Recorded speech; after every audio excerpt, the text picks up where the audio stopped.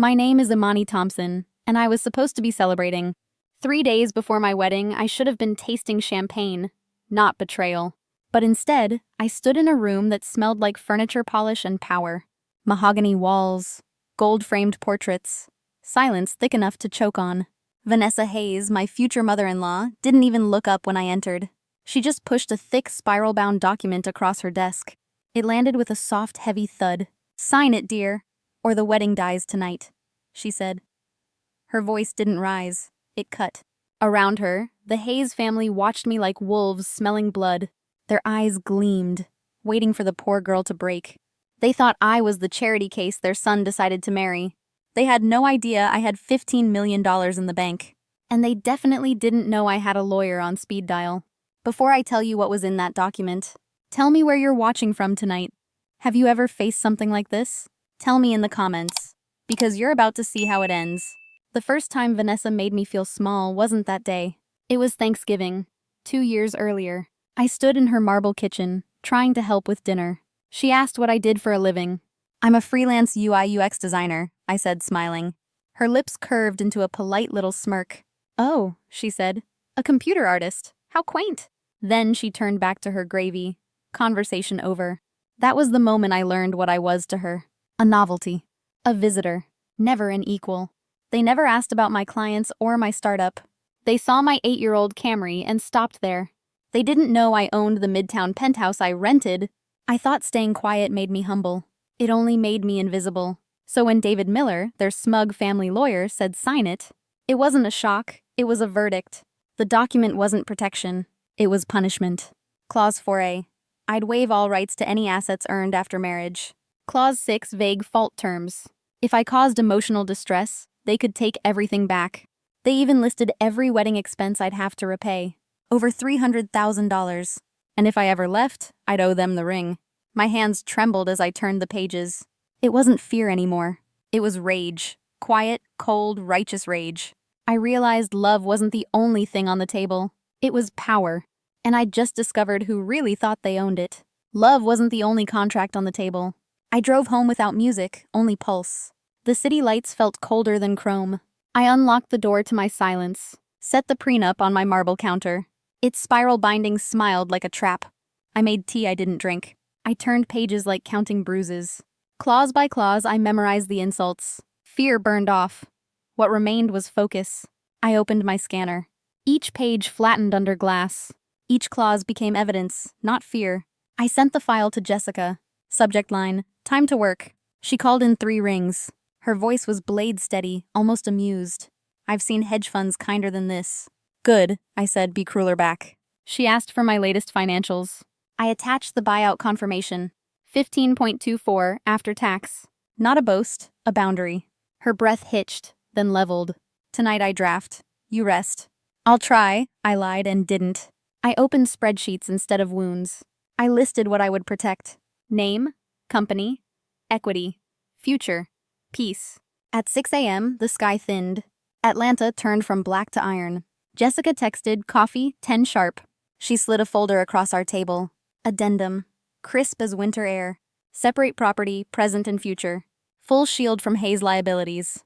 Penalty clause for abuse or infidelity. $5 million from Lawrence's personal trust. I read it twice, then smiled once. Another folder, thicker, meaner, heavier. Vendor statements. Late notices. Bridge loans. 90 days past due. 3 suppliers. Balloon payment in 30 days. A family living on optics. We took the elevator in silence. David's firm felt like yesterday's leather. Cracked chairs, old magazines, stale bravado. Lawrence was already seated, kinging shadows. David tried a politician's smile and failed. Jessica didn't introduce herself. She placed a single notarized page. Net worth statement black and undeniable. David's throat clicked like a metronome. Lawrence went the color of wet plaster. "Here's the new agreement," Jessica said. "Fair, mutual, enforceable, and immediate. Or we walk and we don't whisper." I said nothing. I watched breathing. "Power is oxygen. Watch who inhales." Lawrence read. His jaw began to tick. He looked at David, then the door. There was nowhere left to perform. He signed like a man swallowing chalk. David's pen scraped the page, defeated. No cheers, no slamming folders. Just the quiet after a storm. Quiet can still be thunder. Which hit harder? Vanessa's words or Marcus's silence? Comment 1 if you've turned fear into focus. Comment 2 if you're still finding your power. They signed. I didn't exhale. When I told Marcus about the 15 million, he exhaled. Not pride. Relief. Like a man spared by luck, not by love. That changes everything, he said, smiling too quickly. For who, I wondered. For him or for me? I waited for anger on my behalf. I waited for, what did Mom do? I waited for, no one treats you like that. Silence filled the space where courage should live. He reached for a hug like a bandage. It's just family stuff, he whispered, pleading. Translation. Don't make me choose. I heard the choice anyway. It wasn't me. Rehearsal dinner glowed like a stage set. Jubilee smelled of butter, flowers, and pretense. 300 smiles, none of them honest. My parents sat near the front, glowing. They didn't know they were props. Vanessa hugged me for the cameras. Her nails bit my arm, soft and surgical. Play your part, little girl, she breathed. Her perfume tasted like money and rot. Lawrence toasted with warm, public fatherly pride. He praised my business acumen like a discovery. He wasn't proud. He was relieved. A lifeboat had appeared with my name. I excused myself, throat tight, smile fixed. Chloe followed, sweetness varnished over poison. We turned the corner, out of sight. My thumb pressed the hidden record. The screen stayed dark, listening. Chloe's face dropped its sugar. Venom replaced etiquette in a heartbeat. Listen, you little, she hissed. You think that dirty money impresses me? You'll never be a Hayes. Her words skinned old wounds clean. A for insults. Efficient and practiced. B for manipulation. Keep the wedding, then sue. C for loneliness. Hallway air cut thin. D for betrayal. My fiancé nowhere present. I let her talk into the noose.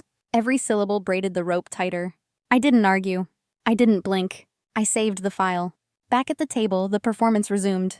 Laughter clinked like glass over a grave. Marcus squeezed my hand, damp and trembling. See, he whispered. Everything's fine now.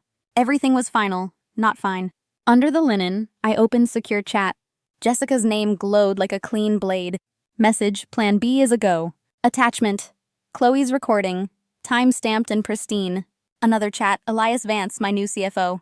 Short message, longer reach. Execute debt acquisition. Buy the vendor balances and both bridge loans. Consolidate, I want the lien by morning. He replied with a single checkmark. I looked around the room of believers.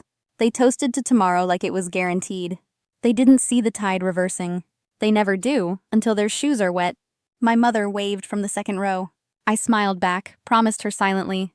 No aisle is worth my silence. No ring is worth my name. Because the bill was coming due. She handed me the axe on a silver tray. The Swan House looked like a postcard, then a lie. White flowers everywhere. Money pretending to be mercy. $300,000 of flowers wilting on cue. 300 guests shimmered in summer light. I watched from a car a block away. Jessica's feed filled my phone, steady and clear. The coordinator lifted a hand, cued the doors. The quartet hit the peak and held. The doors opened to crimson, not white. Jessica descended like a verdict in heels. The music faltered into embarrassed silence. She crossed the aisle as if it obeyed. Marcus stepped forward, bewildered and smiling. He thought surprise, not subpoena. Imani? He mouthed, eyes frantic, seeking permission. He still begged the room to save him. Jessica took the mic from the stunned officiant. Apologies for the interruption, she said, unbothered. There will be no wedding today.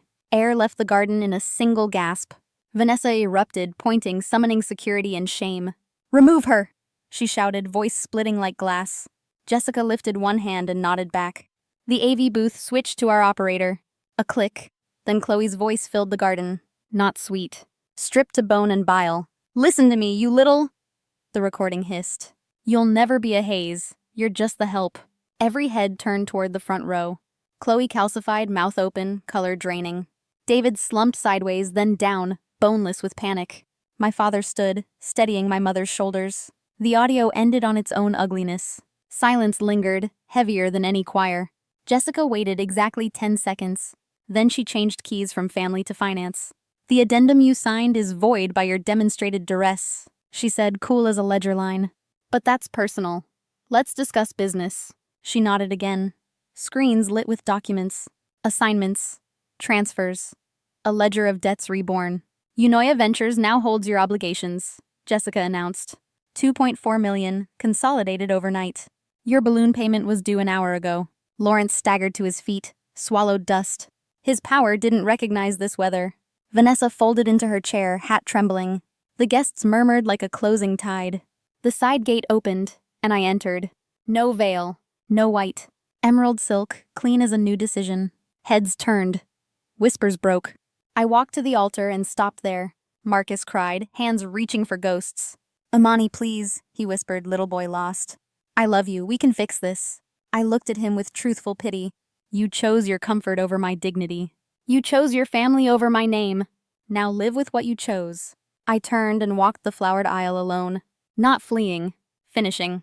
Past creditors, gossips, believers, and ghosts. Past my parents, whose pride steadied me. I didn't say I do. I said I'm done. Fallout didn't wait for headlines. It arrived before the flowers wilted. Vendors called. Creditors called. Silence answered from the Hayes estate. By week's end, the filings stacked. Chapter 11. Neat as funeral programs. Eunoia Ventures moved like clean weather. We didn't rescue. We reconciled. Jubilee went first, boxed and tallied. Wine lists priced like fairy tales. We auctioned myths and paid real people. Cooks, servers, florists, truck drivers. Checks cleared, relief arriving like oxygen. David lost his bar card and bravado. Chloe lost patience, then her marriage. Lawrence lost his stage, then the house. Vanessa lost an audience, then her mask. They didn't lose me. I left. What did I lose? A dress, a timeline, a script. I gained something unreturnable. My name unhyphenated by fear. That Saturday, I kept the venue. Not for vows, for survival. No bouquet toss, no ring shots.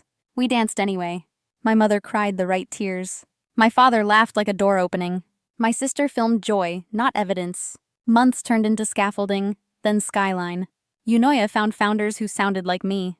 We wrote first checks to quiet giants. We wrote second checks to louder ones. Boardrooms learned new pronunciations of power. One evening, the office held a softer dusk. A message blinked on my phone. An architect with kind hands and honest eyes. He knew the story. He called my strength beautiful, not difficult. We chose dinner, not a pedestal. I think about vows sometimes. Not the public kind. The private, I will not shrink. I will not barter my name. I will not mistake relief for love. If this gave you strength, like the video, share it with someone rebuilding. Subscribe for more stories of power and peace. They wanted a signature proving I was nothing. I signed a different document. Freedom.